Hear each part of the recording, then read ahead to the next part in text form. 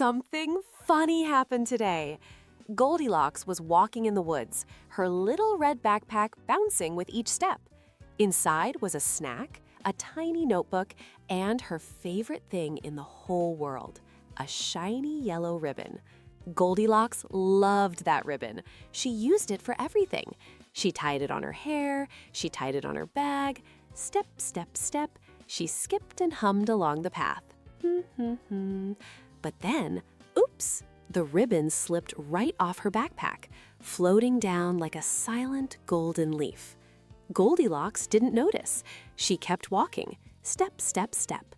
When she stopped to rest on a smooth rock, she opened her backpack.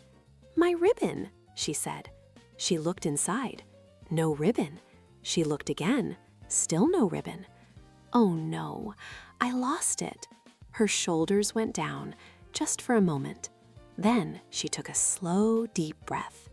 "It's okay," she whispered to herself. "I can look for it." And with that, she turned right around to begin her search. Goldilocks walked back the way she came, her footsteps soft on the forest floor.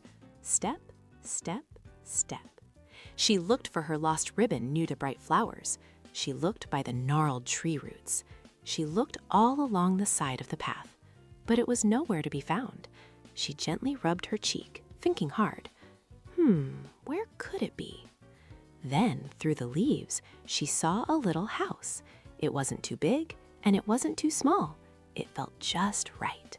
On the porch were 3 wooden chairs, a big chair, a medium chair, and a small chair. Goldilocks tilted her head, her curiosity sparked. Who lives here? She wondered. She walked carefully up to the round door and knocked politely. Knock, knock, knock. No one answered. She waited. 1, 2, 3. Then she knocked again, a little louder this time. Knock, knock, knock. Still no answer. Just the quiet sound of the wind in the trees. We all think we know the story. Goldilocks, the entitled little girl who breaks into a stranger's house. But what if the story we know gets it wrong? In this telling, when Goldilocks finds the cottage, the door is already open, just a tiny crack. And through it, she sees it, her lost yellow ribbon, glowing on the table. Her tummy gets that wiggly feeling, that what should I do feeling. The old Goldilocks would have barged right in, but this one remembers a simple rule. You always ask first. So she stands at the doorway, a visitor, not an intruder. She calls out clearly and kindly. "Hello, I'm Goldilocks. I lost my ribbon. Is it okay if I come in just to look?"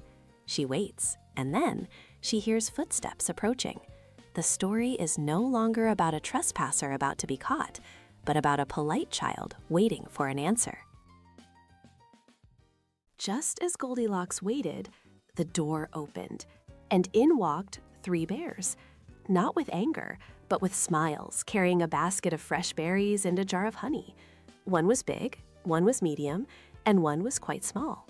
The big bear introduced himself as Papa, the medium one as Mama, and the little one with a bright green bow tie piped up that he was Baby Bear. Instead of fear, there was a sense of calm. Goldilocks pointed kindly to a yellow ribbon Mama Bear was holding. "Is that yours?" she asked. Papa Bear looked and explained, "No, we found it by the path on our way home." Her face lit up. "That's mine." Mama Bear gently placed it back in her hands. Goldilocks hugged it.